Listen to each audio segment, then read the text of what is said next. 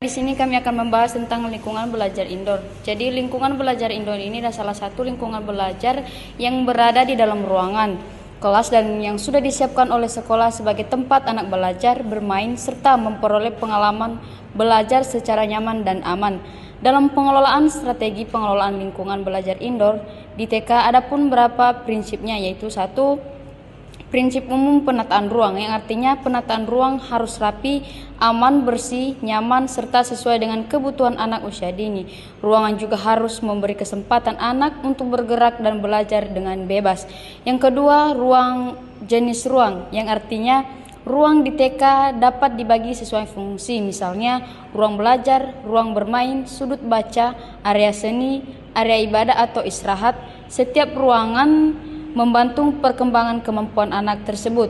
Terus yang ketiga, penataan ruangan dan perlengkapan belajar, yang artinya guru harus mempersiapkan seperti meja, kursi, alat bermain, dan media belajar ditata agar mudah dijangkau anak serta aman digunakan. Penataan yang baik membuat anak lebih aktif dan mandiri. Yang keempat, setting area, yang artinya guru membagi kelas menjadi beberapa area belajar seperti area balok, area seni, area membaca, area bermain. Jadi tujuannya agar anak dapat belajar melalui berbagai kegiatan yang menarik. Terus yang kelima, suasana psikologis yang kondusif dalam ruangan pembelajaran. Jadi di sini guru harus menciptakan suasana yang menyenangkan, hangat, dan tidak menakutkan agar anak merasa nyaman, percaya diri, dan semangat belajar. Seterusnya saya lanjutkan kepada pemateri kedua. Strategi pembelajaran melalui menyanyi sangat penting dalam pendidikan anak usia dini karena kegiatan bernyanyi bukan hanya untuk hiburan tetapi juga membantu perkembangan anak secara menyeluruh.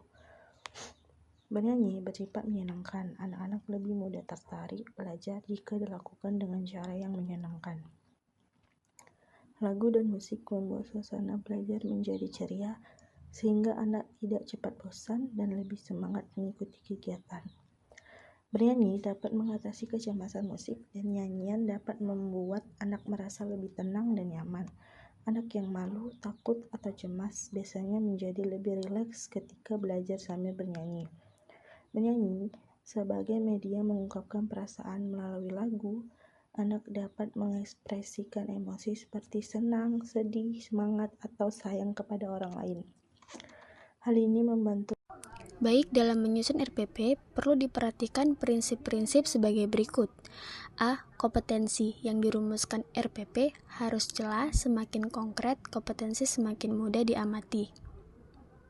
Kompetensi yang dituliskan dalam RPP harus jelas sehingga mudah diamati dan dipahami. Semakin konkret tujuan pembelajaran yang dibuat, maka semakin mudah guru mengetahui perkembangan dan keberhasilan peserta didik selama proses belajar. Lalu B, RPP harus sederhana dan fleksibel dalam kegiatan pembelajaran. RPP tidak perlu dibuat terlalu rumit, tetapi juga tetap mudah digunakan dalam kegiatan pembelajaran. Selain itu, RPP juga harus fleksibel, artinya guru dapat menyesuaikan kegiatan belajar dengan kondisi kelas, kebutuhan peserta didik, maupun situasi yang terjadi saat pembelajaran langsung. C. Kegiatan yang disusun dan dikembangkan dalam RPP harus sederhana dan fleksibel serta dapat dilaksanakan menunjang dan sesuai dengan kompetensi dasar yang akan diwujudkan. Setiap kegiatan yang disusun dalam RPP harus mendukung tercapainya kompetensi dasar yang ingin dicapai. Oleh karena itu, kegiatan pembelajaran perlu dirancang secara sederhana, jelas, dan mudah dilaksanakan agar tujuan pembelajaran dapat tercapai secara maksimal. D. RPP yang dikembangkan harus utuh serta jelas dalam menyeluruh. RPP yang baik harus melibatkan seluruh aspek pembelajaran mulai dari tujuan, materi, metode, media, hingga penilaian. Dengan penyusunan yang menyeluruh, proses pembelajaran menjadi lebih terarah dan membantu peserta didik memahami materi dengan baik. Terakhir, E. Harus ada koordinasi antar komponen pelaksana program di sekolah terutama apabila pembelajaran dilaksanakan secara tim yang dilakukan di luar kelas. Selain itu, dalam penyusunan RPP harus mengacu pada kurikulum yang ada seperti standar kompetensi dan kompetensi dasar. Dalam penyusunan RPP, guru perlu melakukan koordinasi dengan pihak sekolah, terutama jika pembelajaran dilakukan secara tim atau di luar kelas. Selain itu, RPP juga harus mengacu pada kurikulum yang berlaku, standar kompetensi, dan kompetensi dasar agar pembelajaran tetap sesuai dengan aturan pendidikan yang telah ditetapkan. Baik, di sini saya akan melanjutkan penjelasan terakhir yang dimana strategi pembelajaran melalui bernyanyi. Nah, dimana strategi ini sangat baik digunakan pada anak usia dini karena membuat suasana belajar lebih menyenangkan dan tidak membosankan. Melalui bernyanyi, anak dapat mengekspresikan perasaan, meningkatkan rasa percaya diri, melatih kemampuan berbicara, serta membantu perkembangan motorik dan daya pikir anak. Selain itu, kegiatan bernyanyi juga membantu anak lebih mudah memahami materi pembelajaran.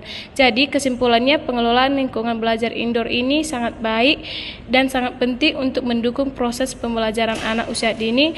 Lingkungan yang bersih, aman, nyaman, dan tertata rapi dapat membantu anak lebih fokus, aktif, kreatif, dan mudah berinteraksi dengan teman maupun guru. Pemilihan media, penataan ruang, pencahayaan, dan kebersihan kelas perlu diperhatikan agar kegiatan belajar menjadi lebih efektif dan menyenangkan dengan lingkungan belajar yang baik.